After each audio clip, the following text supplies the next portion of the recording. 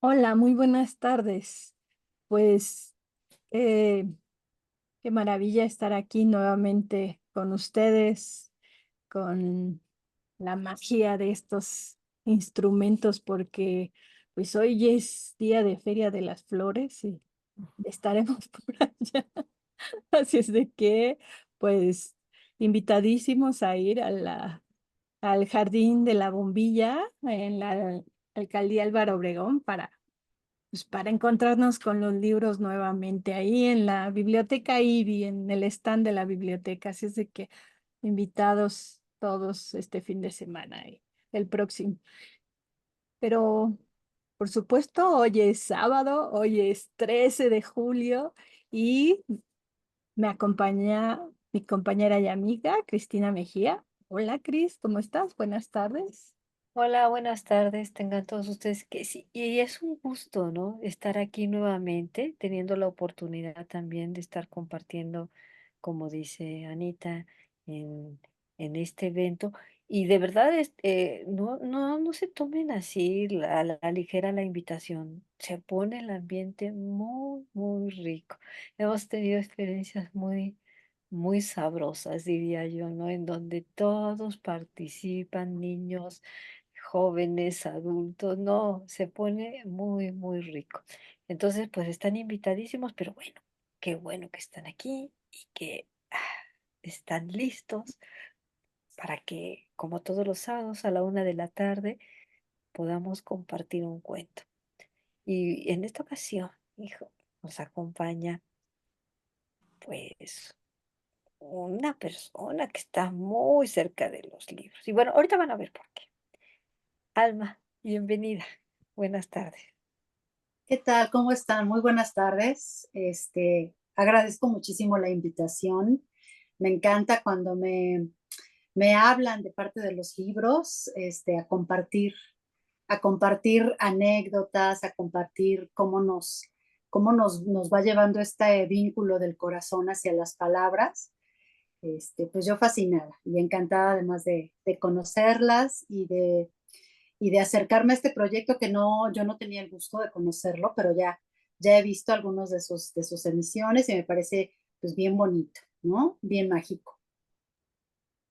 Gracias, Alma. Pues fíjate que todo nace a partir de la pandemia y bueno, pues ya son 4 añitos, ¿verdad? Que ahora inaugurando, bueno, no inaugurando porque ya teníamos rato, pero este, estas emisiones directo en YouTube para que pues nos lo han pedido algunas personas y bueno, pues todos tengamos acceso, ¿no? A esta plataforma porque nos comentaban que ya en Facebook los mandaba ahora sí que muy lejos, pero bueno, acá estamos y qué bueno que podemos reunirnos y bueno, súper bienvenida y ¿sabes qué, Alma? Pues queremos conocerte, a ver, platícanos un tantito, déjanos ver algo de lo que haces, de lo que has hecho o de lo que es tu día a día quizá.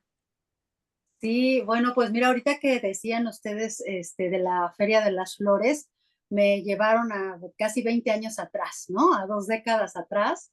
Yo estudié la carrera de periodismo, estuve trabajando en algunos medios muy cercana a López Dóriga cuando estaba en Radio Fórmula, pero de ahí di el salto del asunto del periodismo al asunto de la cultura, trabajando primero para lo que antes era el Conaculta, trabajando en el Cervantino. Y después del Cervantino, llegué al área de promoción de la lectura, que es en la Dirección General de Bibliotecas de ahí, del mismo Conaculta. Y pues ahí se me fueron 2 décadas de mi vida, muy contenta como promotora de lectura, hacíamos capacitación, viajamos pues alrededor del país, que eso fue algo muy gratificante para mí. Y, y después de eso, más recientemente, de más o menos tendrá 1 año y medio para acá, estoy trabajando en la Biblioteca de México en el área de promoción cultural, pero con el encargo fabuloso, maravilloso y grandioso que es el fomento de la lectura. Entonces yo imparto en la biblioteca varios cursos que tienen que ver con fomento de la lectura y otras cosas, porque soy aficionada a las artes un tanto oscuras, ¿no? Me encanta todo lo que es ocultismo, este, todo lo que son las famosas mancias, o sea, soy tarotista, leo runas, soy astróloga. Entonces, todas esas líneas a mí me apasionan mucho y son las que me han llevado como por estos caminos de encanto, porque pues soy muy, ¿cómo se dice? Muy aficionada a tratar de entender la psique del ser humano. Entonces, pues he tenido cursos, he dado cursos y he tenido un montón de cursos que me han formado y que me han encantado y que me han llevado justamente a estos rincones de lectura de lo que vamos a compartir el día de hoy, justamente. Mira qué interesante, ¿verdad? Como a final de cuentas los caminos se juntan y se juntan en la literatura en este momento, porque Y, pues, se juntan en muchas ah, otras artes. les decía yo de la Feria de las Flores, porque obviamente en mis inicios, antes de llegar al Conaculta, yo trabajé como reportera en la delegación Álvaro Obregón y éramos los que organizábamos la Feria de las Flores. Mira, Bien. bueno, pues ahora está no sé si en ese tiempo andaba ahí por el mismo lugar, pero bueno, ahora vamos al parque de la Bombilla. Sí, qué bonito. ¿Eh? Pero bueno, también oyendo su trayectoria, ¿a poco no, Anita? Esto de cómo ver que todas las inquietudes que cada una o cada uno de nuestros invitados volcan aquí y los lleva a descubrir cuentos o a encontrarse, ¿no? Con los cuentos, con las novelas, es bien bonito. O sea, afortunadas de escucharlos, de escucharlas, cada una de estas historias. Y cómo cada una de estas historias y cada uno de nosotros lo retoma, lo lleva y luego nos lo comparte, viene acá y nos lo comparte y nosotras encantadas porque así es como se enriquece esto de la literatura, esto de los compartires y sobre todo, pues esto de conocer cuentos. Fíjate que tenemos bueno, dice Cristina que soy la fan de que estoy recordando fechas y que estoy recordando algunos datos. Y el dato que te comparto y les comparto a los amigos es que solo una vez se ha repetido el cuento. Así es de que, pues estos 4 años que llevamos y los 2 meses o el mes y medio que llevamos, pues no hemos repetido cuento así de que Bueno, vamos a ver cuánto nos dura este récord de cuántos cuentos hay, cuántos autores y bueno, pues compartiéndolo para que todos conozcamos un poco más. Platícanos. Oye, pero espérame. Pero a pesar de que se repitió un cuento, la forma de compartirlo fue distinta, ¿no? Y lo que nos gusta es que sean distintos porque, bueno, pues la literatura es bien vasta, ¿no? Y los intereses de cada uno de los invitados y de las invitadas también es diferente. Ahora sí, Anita. No, pues nada más que si nos compartías cómo es que llegaste a este cuento o cómo llegó el cuento a ti, porque hay veces que los cuentos nos llegan o al revés, nosotros llegamos a ese cuento. Entonces, que como preámbulo a compartir el cuento, si nos decías alguna cosa de si te encontró o te lo encontraste o quién te lo mostró, no sé, algo. Fíjate que como bien dijiste hace ratito, y a mí me encanta esta palabra de el encuentro con la lectura. Yo sí creo que nos encontramos porque nos conectamos justamente con las lecturas en un momento determinado de nuestra vida, ¿no? A mí alguna vez me dijeron, uno no encuentra los libros ni encuentra las historias, ellas te encuentran a ti. Y yo siempre he hablado mucho de eso porque en efecto a veces leemos algo, estamos buscando algo para compartir, lo leemos, lo compartimos y hasta ahí, pero justamente cuando es la lectura la que te encuentra, decimos, es cuando algo en esa lectura, a lo mejor ya la leíste 2 o 3 veces o alguna vez se cruzó en tu vida, pero resulta que de pronto un día llega y tú descubres algo que te conecta directamente con esa historia y entonces esa historia tiene un significado. Entonces, en este asunto de la promoción de la lectura, yo siempre les he dicho que las historias tienen que tener un significado para nosotros y cuando hablamos de significado es porque esa lectura te conecta con algo personal y eso es lo que tenemos que descubrir, ¿no? Entonces, pues yo a Villiers, que es el autor de esta historia, lo conocí un día yendo a comprar mi despensa, ¿sí?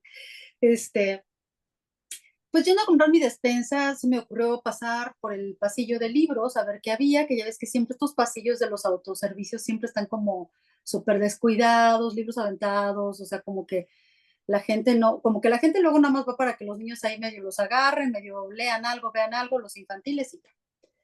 Y así descubrí el libro y me llamó mucho la atención que su título es Cuentos Crueles. Y pues ahorita que yo les contaba a ustedes de cómo me llama la atención eso, yo dije crueles, ¿por qué crueles, no? Entonces les enseño la portada del libro que yo tengo. Entonces yo sí, pues me llamó mucho la atención, o sea, el libro oscuro, ver esta forma, estas figuras ahí como raras, ¿no? Y pues de pronto también dije, bueno, Villiers, ¿quién es Villiers? Yo no conozco a ningún Villiers. Y empecé a leer justamente a Vera, ¿no? Empecé a leer una parte de Vera y llegó un momento en que dije, qué hermoso lenguaje, cuántos símbolos, no parece una lectura de terror, a pesar de que se llama Cuentos Crueles. Y lo compré, me costó regaladísimo el libro, ya saben, de súper oferta, pero yo dije, me va a costar carísimo, no, súper barato. Y pues dije, a lo mejor me voy a arrepentir. Es un libro que desde que empecé a leer, no dejé de leer hasta el final y lo he leído varias veces.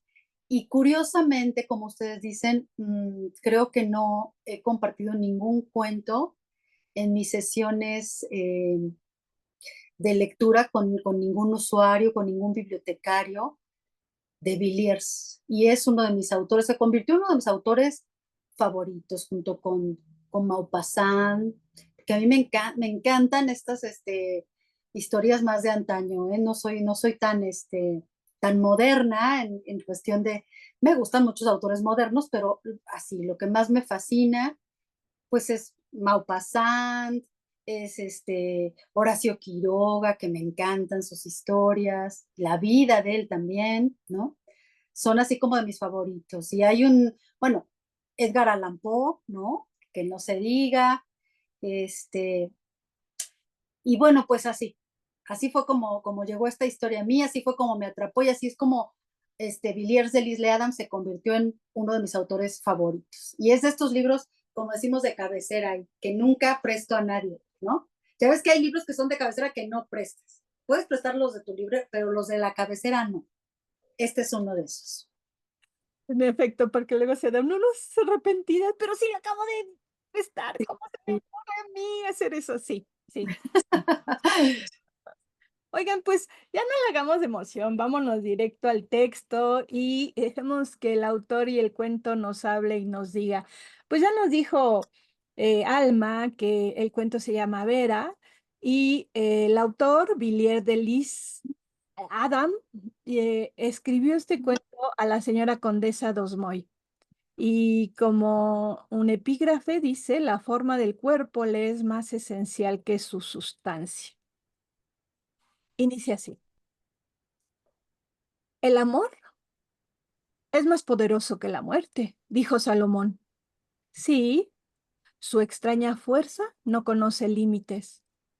Fue en París, en una tarde otoñal de estos últimos años. Los carruajes retrasados que venían del bosque, ya iluminados, se dirigían hacia el barrio sombrío de Saint-Germain. Uno de los coches detuvo su marcha frente al portal de un enorme palacete señorial, rodeado de jardines antiguos. El arco lucía el escudo de piedra con las armas de la antigua familia de la condesa d'Atol, una estrella plateada en un campo de azur y la divisa pálida Vitry, bajo una corona respaldada de armiño principesco. Las gruesas puertas se abrieron. Un hombre vestido de negro, de unos 35 años y rostro pálido como la muerte, descendió del coche. Taciturnos, criados con antorchas, lo aguardaban en la escalinata. Sin mirarlos, el hombre pisó el umbral y entró en la casa. Era el conde de Atol. Vacilante, subió las blancas escaleras que conducían al recinto donde, por la mañana, había colocado en un ataúd forrado de terciopelo, envuelto en olas batistas y violetas, el cuerpo de Vera, su dama, de voluptuosidad, su pálida esposa, su desesperación. Arriba, la puerta giró suavemente sobre la alfombra. El conde abrió las cortinas. Todas las cosas estaban en el mismo lugar en que, el día anterior, las había dejado la condesa. La muerte había llegado súbitamente. La noche anterior, su bienamada se había desvanecido en goces tan profundos, se había perdido en tan exquisitos abrazos, que su corazón, quebrado por las delicias, había desfallecido. Bruscamente, sus labios se mojaron de un púrpura mortal. Apenas consiguió dar un último beso a su esposo, sonriendo en silencio. Luego, como negros crespones, las largas pestañas ocultaron la noche hermosa de sus ojos. El día sin nombre había pasado ya. A mediodía, el conde, tras la horrible ceremonia en el panteón familiar, recibió en el cementerio el pésame del cortejo negro. Después se metió solo, con la muerta, entre las cuatro paredes de mármol y cerró tras de sí la puerta del mausoleo. El incienso ardía en un trípode ante el féretro. Una corona de lámparas iluminaba la cabellera de la muerta y la llenaba de estrellas. De pie, meditabundo, sintiendo tan solo una ternura sin esperanzas. El conde permaneció allí durante todo el día. Hacia las 6, con el atardecer, abandonó el lugar sagrado. Cuando cerró el sepulcro, retiró las llaves de plata del cerrojo y, de puntillas sobre el último escalón, la echó suavemente en las losas del interior de la tumba, a través del trébol que coronaba el portal. ¿Por qué lo hizo? Seguramente por una decisión misteriosa de no volver más. Y ahora contemplaba la habitación viuda. La ventana, bajo las amplias colgaduras de cachemira malva bordadas en oro, estaba abierta. Un último rayo de sol iluminaba, en su marco de madera antigua, el gran retrato de la difunta. El conde miró a su alrededor. El vestido arrojado la víspera sobre un sillón. Encima de la chimenea las joyas, el collar de perlas, el abanico a medio cerrar, los frascos de perfumes que ella no volvería a aspirar. Sobre la cama de ébano y columnas salomónicas, todavía deshecha, podía verse, entre los encajes, la huella de la dorada y divina cabeza que había dejado en la almohada. También vio el conde un pañuelo manchado de sangre, donde el alma de la joven se había estremecido. Por un momento, antes de la muerte, el piano aún abierto y sobre él la partitura de una melodía ya por siempre inconclusa. Las flores indias, recogidas por ella en el invernadero que se marchitaban en antiguos jarrones de Sajonia, y a los pies de la cama, sobre una piel negra, las pequeñas pantuflas de terciopelo de oriente lucían, bordada con perlas, una risueña divisa de Vera. Quien viera a Vera amara. Apenas ayer los pies desnudos de la amada habían estado allí, jugando, besados por las plumas de cisne.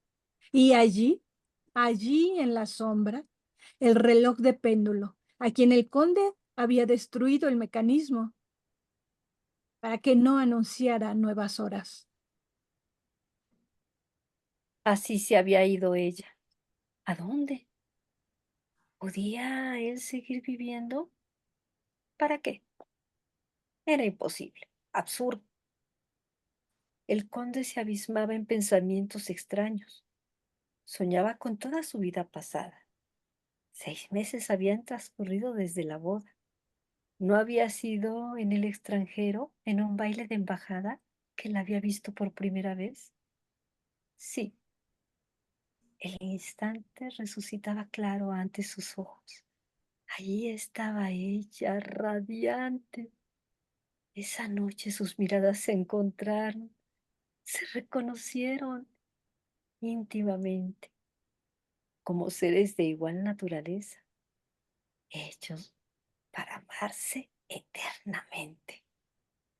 Las charlas falaces, las miradas indiscretas, las maledicencias, todas las trabas que pone el mundo para retardar la dicha inevitable de quienes se pertenecen, habían desaparecido ante la tranquila certeza de que ambos eran, desde aquel instante, el uno para el otro. No bien se hubo fastidiado de quienes la rodeaban, cansada de sus insulsas ceremonias, Vera se había acercado a él, simplificando así, magistralmente, los trámites banales en que se pierde el tiempo precioso de la vida. Las primeras palabras, las vanas apreciaciones de los otros, los indiferentes, les parecieron un vuelo de pájaros nocturnos que retornaban a las tinieblas. Qué sonrisa intercambiaron, qué abrazo inefable. No obstante, sus naturalezas eran, en verdad, de lo más extraño. Eran dos personas dotadas de sentidos extraordinarios, pero exclusivamente terrenales. En ellos, las sensaciones se prolongaban con perturbadora intensidad. A fuerza de sentirlas, se olvidaban de sí mismos. Y por contra, ciertas ideas, las del espíritu, por ejemplo, las del infinito, y hasta la misma idea de Dios, estaban como veladas por su entendimiento. La fe de muchos en las cosas sobrenaturales era para ellos tan solo el motivo de vagos asombros. un tema desconocido que no los preocupaba, pues no eran capaces de condenar ni de justificar. Así, reconociendo que el mundo les era ajeno, después de la unión se habían aislado en su casa más antigua y sombría, donde el espesor de los jardines amortiguaba el bullicio de afuera. Allí, los dos amantes se hundieron en el océano de sus goces lánguidos y perversos, en los que el espíritu se une misteriosamente a la carne. Agotaron la violencia de los deseos, los estremecimientos y las ternuras frenéticas. Cada uno fue el latido del otro. En ellos el espíritu penetraba los cuerpos de tal modo que sus formas se les volvían abstractas y los besos, mallas ardientes, los encadenaban en una fusión ideal. Qué vasto deslumbramiento. Y de pronto el hechizo se rompía. El terrible accidente los separaba. Sus brazos se desenlazaban. ¿Qué sombra le había quitado a su querida muerta? Muerta, no. ¿Es que el alma de los violonchelos desaparece con el chasquido de una cuerda que se rompe? Pasaron las horas. El conde miraba por la ventana la noche que avanzaba por el cielo, y la noche le parecía una persona, una reina melancólica que marchaba hacia el exilio. Venus era el prendedor de diamantes de su túnica de duelo. Brillaba sola, por encima los árboles, perdida en el fondo del azul. Ahí está Vera, pensó él, y al pronunciar el nombre en voz baja, tembló, como si se despertara de un sueño. Después, levantándose, miró a su alrededor. Los objetos del cuarto estaban iluminados por una luz, hasta entonces imprecisa, la de una lamparilla que azulaba las tinieblas y que en la noche, desde el firmamento, hacía aparecer aquí como otra estrella. La lamparilla alumbraba, entre aromas de incienso, un icono, reliquia familiar de Vera. El tríptico, hecho de antigua madera preciosa, se hallaba suspendido entre el espejo y el cuadro de su amada. Un reflejo dorado del interior caía vacilante sobre el collar, en medio de las joyas que estaban sobre la chimenea. El halo de la Madonna de manto azul brillaba en tonos rosáceos junto a la cruz bizantina de trazos delgados y rojos que, esfumados en el reflejo, cubrían con un tinte de sangre el agua iluminada de las perlas. Desde la infancia, Vera se condolía al mirarlo con sus grandes ojos del rostro puro y maternal de la Virgen de sus antepasados. Por desgracia, su temperamento solo le permitía brindarle un amor supersticioso que ella le ofrecía ingenuamente, a veces, cuando pasaba frente al velador. El conde, tocado por el dolor de los recuerdos en lo más secreto del alma, se alzó, apagó la luz sagrada y a tientas en la oscuridad, tomó el cordón con la mano y llamó. Un sirviente apareció. Era un anciano vestido de negro con una lámpara que colocó delante del retrato de la condesa. Cuando se dio vuelta, sintió un escalofrío de temor supersticioso al ver que su amo estaba de pie y sonriendo, como si nada hubiera pasado. Raymond, dijo serenamente el conde, esta noche la condesa y yo estamos rendidos de fatiga. Servirás la cena a las 10. Por cierto, hemos decidido que queremos estar más a solas desde mañana. Ninguno de los criados, salvo tú, pasará la noche en la casa. Les darás el sueldo de 3 años y que se vayan. Después cerrarás la puerta de entrada y encenderás las luces de abajo en el comedor. Tú nos bastarás. En adelante no recibiremos a ninguna persona. El anciano temblaba mientras lo observaba atentamente. El conde encendió un cigarro y bajó a los jardines.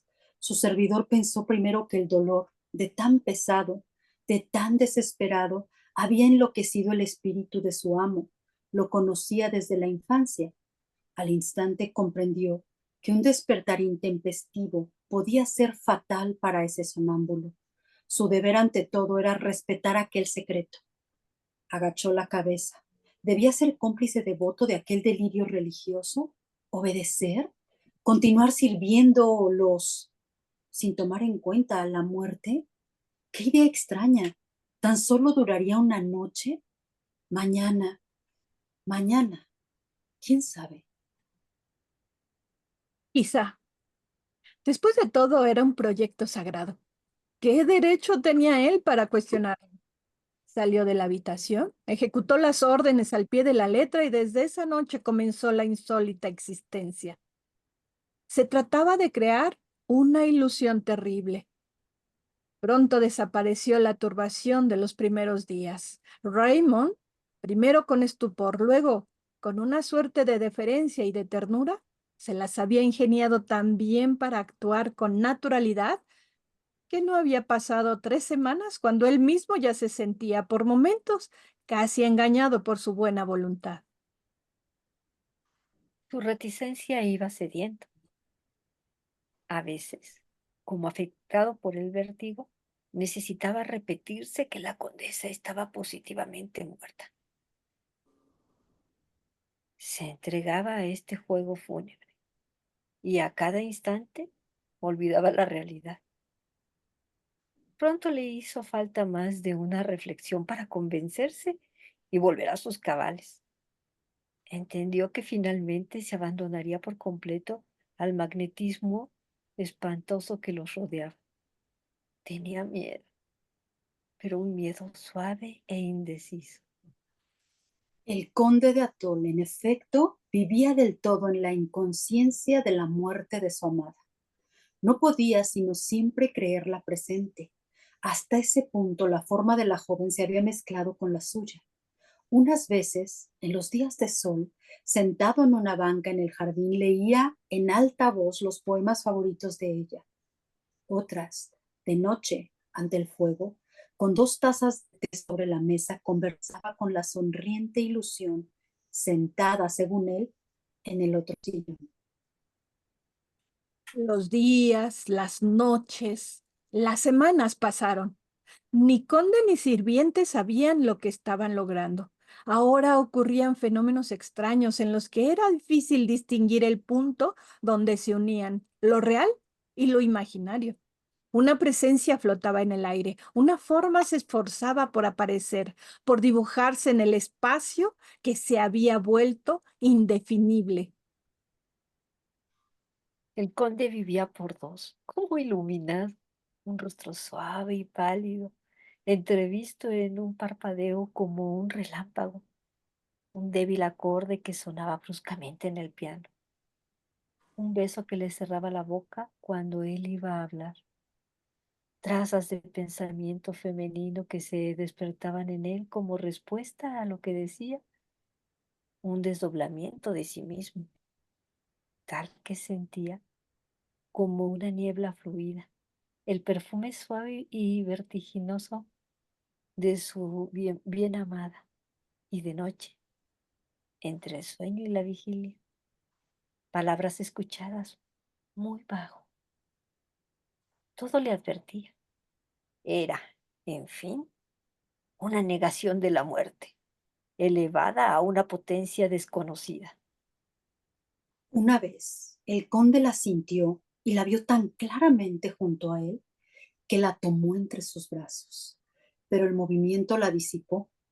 Niña, murmuró él sonriendo, y se volvió a dormir como un amante a quien se le ha rehusado la querida, reidora y soñolienta. El día de su fiesta, él puso en broma una siempre viva en el ramo de flores que dejó sobre la almohada de Vera. En vista de que se cree muerta, dijo, gracias a la profunda y todopoderosa voluntad del señor de Atholl, quien a fuerza de amor daba vida y presencia a su mujer en la mansión solitaria, Tal existencia había terminado por ganar un encanto sombrío y persuasivo. El mismo Raymond ya no sentía ningún temor, pues gradualmente se había habituado a aquellas impresiones.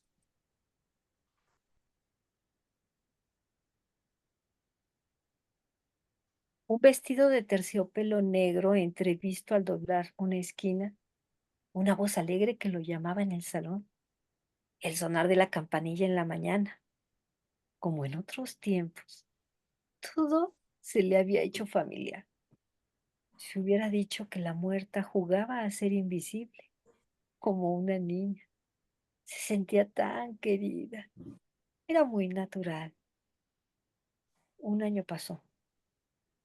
La tarde del aniversario, el conde sentado junto al fuego de la habitación de Vera, acababa de leerle un Fabliau florentino, Calimaco. Luego cerró el libro y mientras servía el té dijo: ¿Te acuerdas, Tushka, del Valle de las Rosas, de la Ribera del Lan, del Castillo de las Cuatro Torres? Esta historia te los recuerda, ¿no es verdad? Se levantó y en el espejo a su lado se vio más pálido que de costumbre. Tomó un brazalete de perlas de un alajero y lo miró con atención. Vera no se lo había quitado apenas del brazo antes de desvestirse.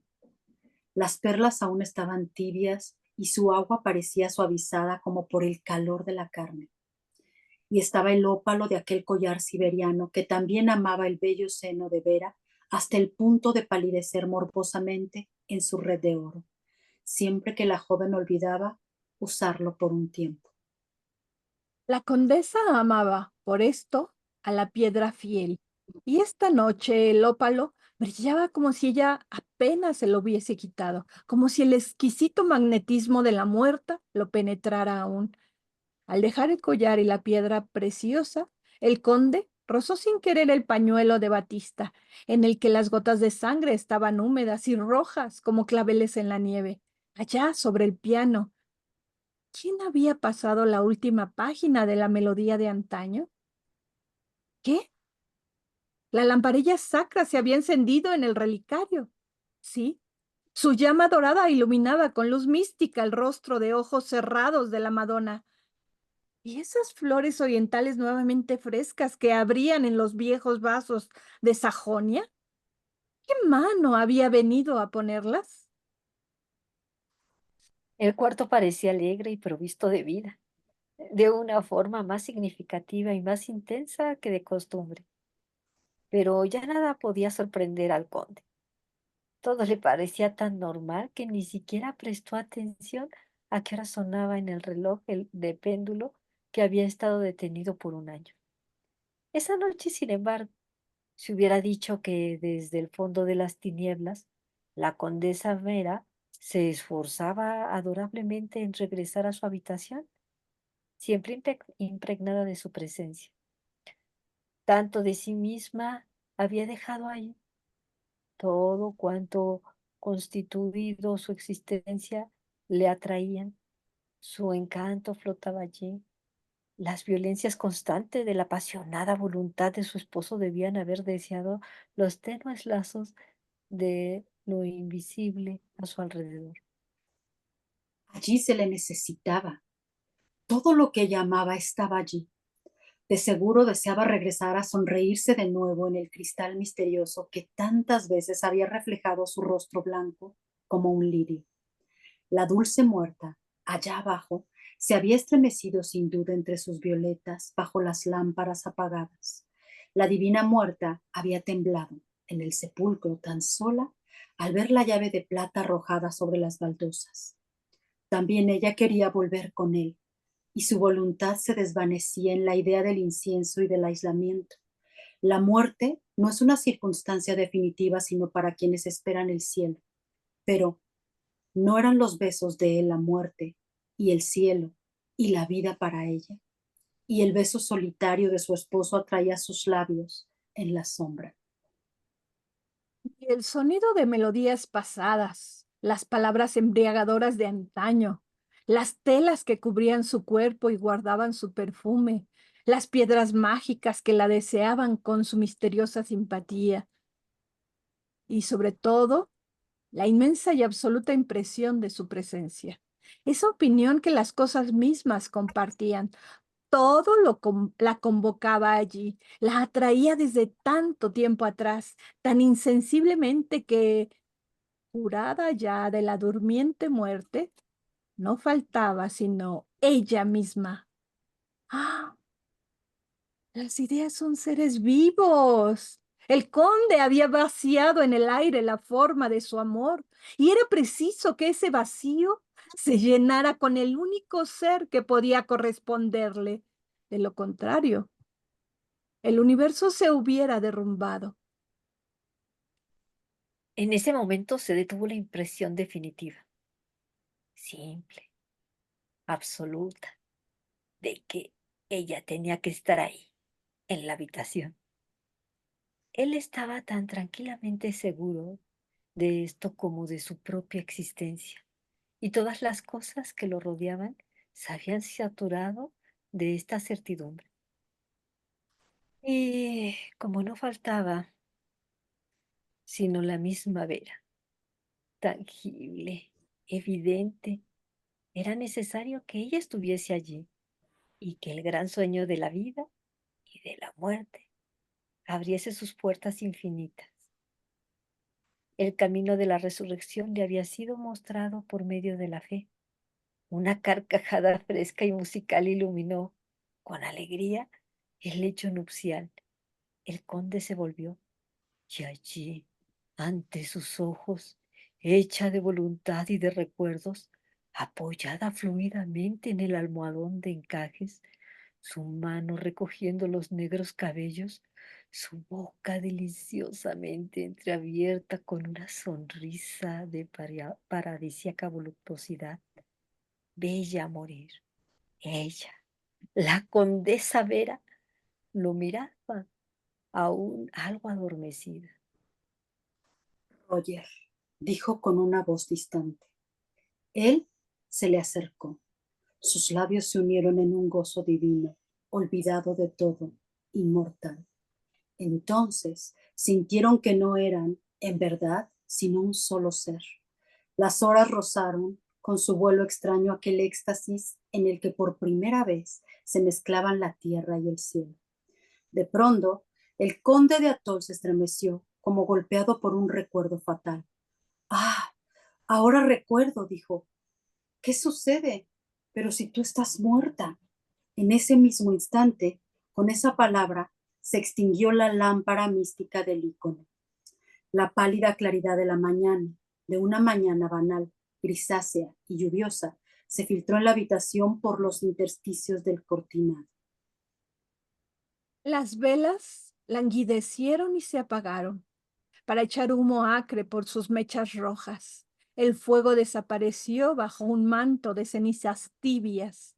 Las flores se marchitaron y se desecaron en pocos segundos. El péndulo del reloj recobró poco a poco su inmovilidad.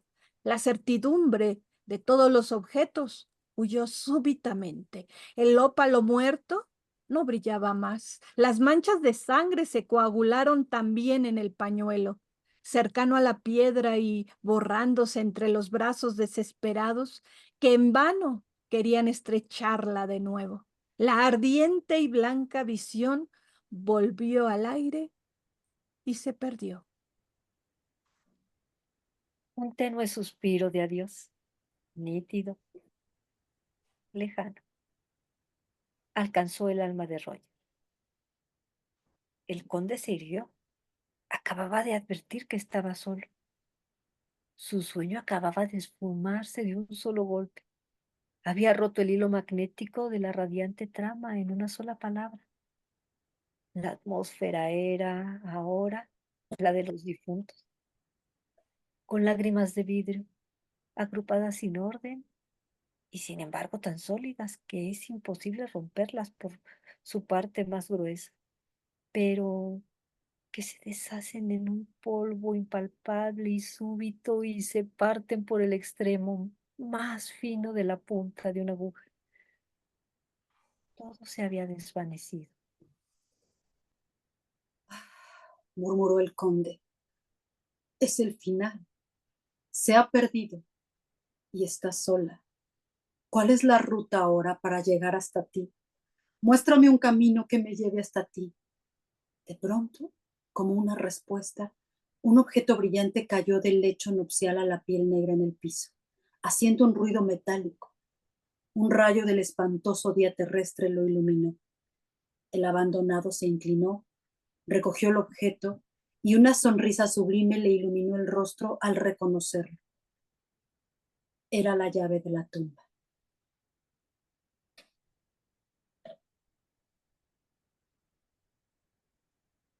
¿Qué tal, A ver, Alma, ¿Qué les pareció?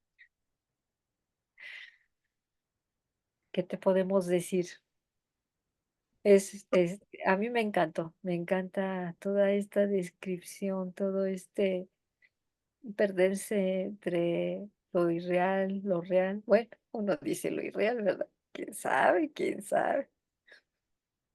Más que un relato de terror, a mí me parece un relato sobrenatural escrito con una gran maestría. O sea, la manera de describir de este hombre, cada cosa te va sumergiendo desde el primer momento en el lugar preciso, como para ver, ¿no? Como para tocar, como para oler, como para percibir todo lo que te va describiendo. Es sumamente simbólico. A mí me encantan estos, estos párrafos donde, por ejemplo, donde dice, ¿no? Que la noche púrpura llenó sus labios de púrpura mortal, o que dice la noche de tus ojos que, ¿no? Cayó el velo en la oscuridad. eh, Se me hace así como súper poético, súper estremecedor. Y entonces cuando yo lo iba leyendo por primera vez, de verdad que, o sea, se me erizaba la piel. Eso es lo que me encanta de Villiers de L'Isle Adam. Y no es el único cuento que te pone así, porque digo, yo nunca lo he leído. No, de hecho, son sus cuentos, que nunca me he puesto a contar cuántos cuentos son. Aquí en los cuentos crueles, que te digo, empieza con Vera, pero son como 10 o 12 cuentos más o menos. Pues yo los he leído, algunos nada más los he leído una vez, otros los he leído ya 2 veces, algunos otros más, pero de hecho es así. O sea, él tiene un toque, pues te digo, como Maupassant, que me atrevo a compararlo con él, o como Quiroga, que ya tienen un sello, ¿no? Y que tú sabes cuando estás leyendo un cuento de estos autores que es de ellos. Entonces, Villiers también tiene esto, tiene un lenguaje muy, muy simbólico en el que nos habla de colores, colores que te hacen sentir, ¿no? En donde nos habla de objetos, pero objetos que tú claramente estás viendo y hasta estás tocando mientras vas leyendo. Entonces es una experiencia literaria realmente, cuando nos metemos en cada una de estas historias, pues súbita, única, ¿no? Por supuesto, y es cuando realmente dices eh, que esto de que las ideas están vivas, pues igual que las palabras, ¿no? Como hacen realidad algo que pues para todos era un hecho, que Vera no existía o que había fallecido, pero él la tenía tan eh, fresco, su amor era tan fuerte que simple y sencillamente no cabía ni en su pensamiento ni en su vocabulario, esto que al final termina sucediendo, ¿no? Eh, es el final, ya no hay más. Pero a Dice, mí, no, no, dile. dice ¿cómo se llama? Una frase inicial del cuento que a mí me encanta, el amor es más poderoso que la muerte. Entonces es realmente una frase que nos resume toda la historia, ¿no? ¿Qué es más fuerte, el amor o la muerte? Ahora sí, Cris, perdón que te interrumpimos. Ah, no, no te preocupes. Hay tiempo para todas. Oye, pero es que saben que a mí llega un momento en que me dio la impresión como que pues realmente nunca la había amado en vida, ¿no? Siempre la había amado así, muerta, y, y todo lo demás como que se lo fumó, ¿no? Pero bueno, esa es así como que me llegó así esa impresión, de que nunca la había conocido en vida, sino más bien en otro espacio. De hecho, eh, al principio dice que hacían 6 meses de que se habían casado, de su boda, y que luego ya cuando él le dice a su mayordomo que despida a los otros sirvientes, dice, había pasado un año, ¿no? Entonces, es esta posibilidad, ¿no? De que pues la amó más, todavía sin estar presente o sin estar viva, que, que estándolo, ¿no? Porque inclusive no habla de que fueran conocidos desde su infancia, ¿verdad? El que lo conoció desde su infancia era el mayordomo. Y sin embargo, era tal la atracción, era tal la, eh, pues, este lenguaje, esta eh, atracción que se tenían uno por el otro, que en cuanto se vieron sabían que tenían que estar juntos y sabían que estaban hechos el uno para el otro.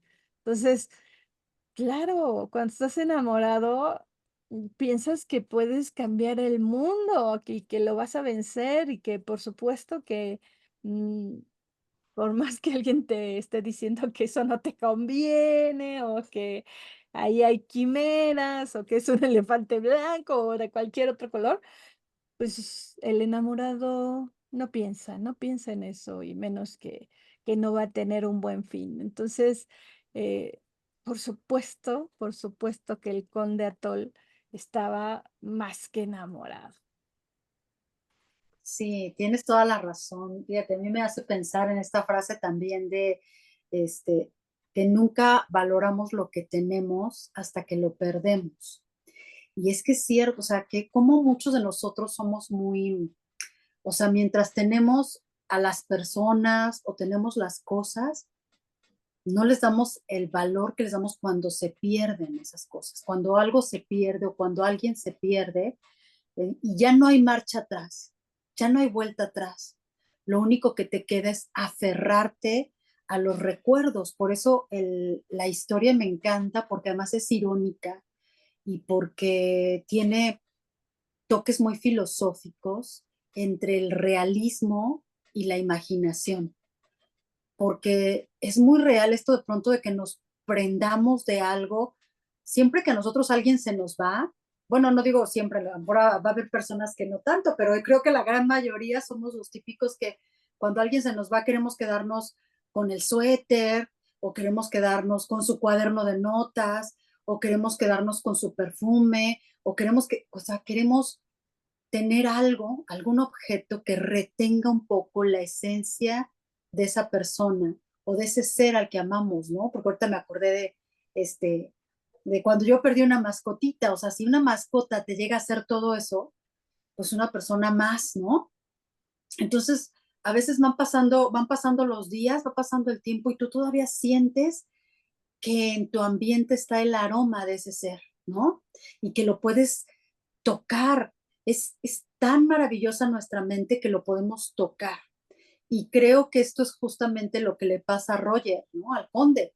O sea, es tanto su negación a que ella ya no va a estar cuando era un ser que se compenetraba tanto con él, que finalmente no la deja ir en su propia mente. Entonces, ella está ahí y está tan presente y puede hacernos sentir eso, ¿no? Trastocarnos de verdad al momento en que Raymond, el sirviente, empieza también, primero lo cree loco y le va a dar por su lado, pero después de ese año justo, porque Vera aparece justamente después de un año, o sea, realmente aparece y es cuando él le dice, no, no, no, tú estás muerta, y entonces deshace todo el hechizo, ¿no? Que había ocurrido durante todo un año, pero en todo ese año llega un momento en el que Raymond empieza a creer que no estaba tan loco su amo, sino que a lo mejor el que estaba loco era él,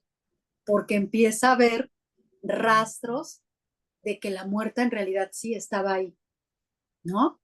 Entonces eso son como muchas vueltas de tuerca también, que nos va dejando como no saber exactamente hacia dónde vamos con esta historia.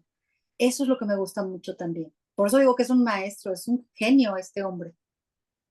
Y yo agregaría, ¿y en qué plano estamos, no? Porque precisamente por esto que ustedes están diciendo, a mí me lleva a que fue algo que solo le sucedió a él y que en esas casas se guardan siempre todos estos objetos, estas reliquias de generación en generación, y ahí se quedan. Y eso es lo que a mí me lleva a pensar que todo sucedió en él, nada más. Entonces, bueno, pero eso es hacia donde yo me fui, ¿no? No quiere decir que tenga que ser esa la intención del autor, pero a mí su forma de escribir me lleva a eso, a ese amor idealizado, a ese amor que de haber recreado, ¿no? Ya a alguien que había estado ahí con esos objetos, con todo, estarla recreando en ese amor que deseaba, ¿no? Entonces, bueno.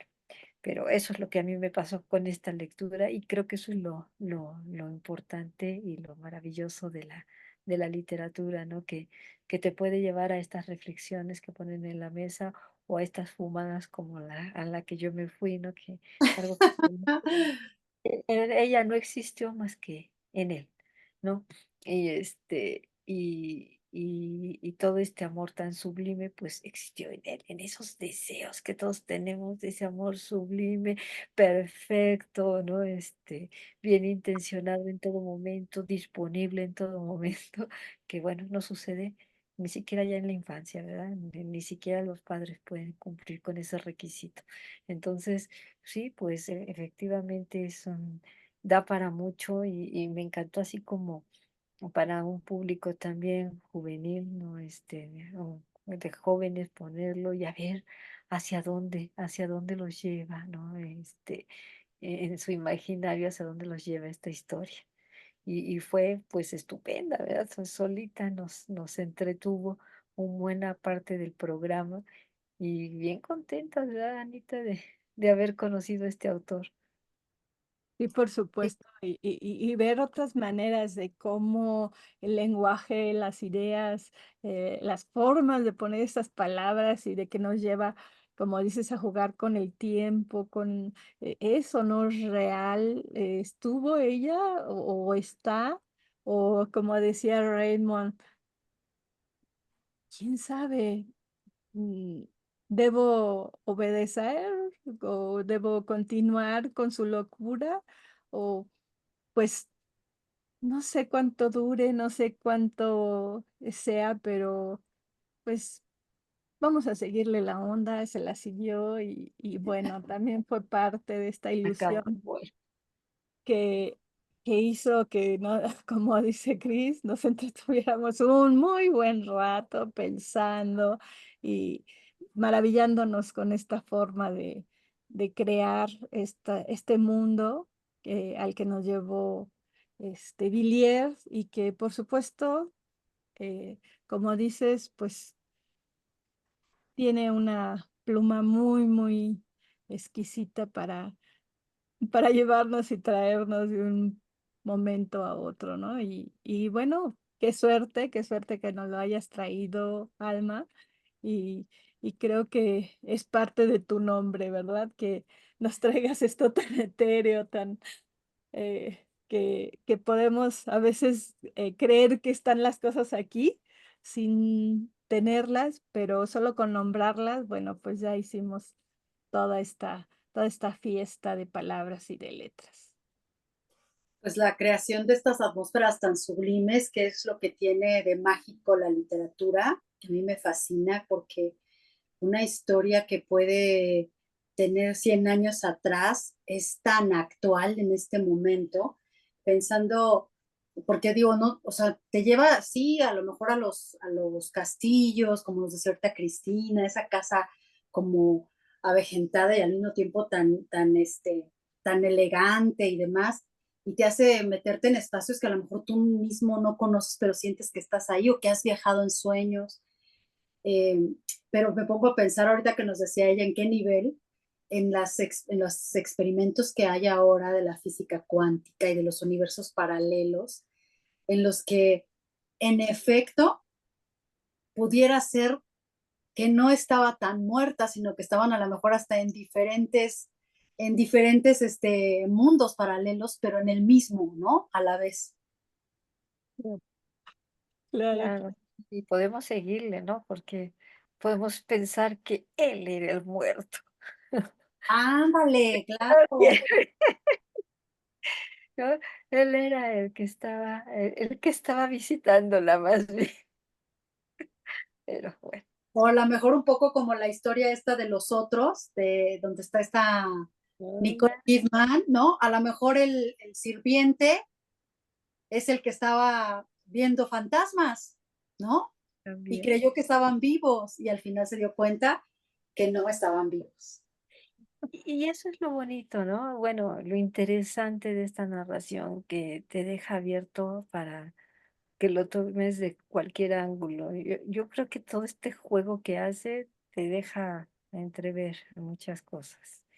Y bueno, yo insisto, a ver, habría que ponerlo, habría que leerlo entre los jóvenes a ver qué descubren, ¿no? Porque también ellos, tienen otras miradas que pueden enriquecer esto y bueno, pues todos ustedes que nos están escuchando o que nos escuchan después eh, pues pongan sus comentarios, ¿qué les pareció, que esta historia tan controvertida que trajo Alma el día de hoy y que pues nos deja la puerta abierta, ¿no? Para imaginar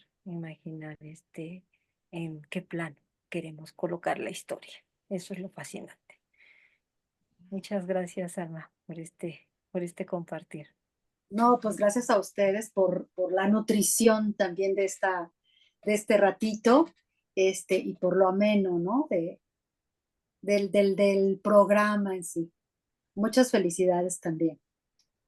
Muchísimas gracias, gracias a los que nos regalan sus reacciones y por supuesto los comentarios. La verdad es que ustedes saben que estas redes así funcionan, ¿verdad? Con que los vean, con que los guarden, con que nos pongan algún mensajito y bueno, pues les agradecemos mucho su atención. Esperamos, Alma, que en otra ocasión te des también el tiempo para acompañarnos y compartirnos otros cuentos de tus eh, autores que te han encontrado, que te has encontrado. Y por supuesto, ya saben, todos los que están allá del otro lado, pues también pueden estar aquí como Alma el día de hoy, compartiéndonos sus lecturas y aquellos cuentos que les gustan. Pues nos estamos viendo el próximo sábado, Cris. Y el próximo sábado con más, compartiendo un cuento con géneros totalmente distintos, pero no por eso dejan de ser interesantes. Y eso es lo bonito de compartir. Así que los esperamos sábado 1 de la tarde y los jueves, ¿no, Anita? Jueves, 7:30 de la noche, con abrazos desde el diván. Les agradecemos mucho su atención. Hasta luego. Hasta luego. Y hasta luego.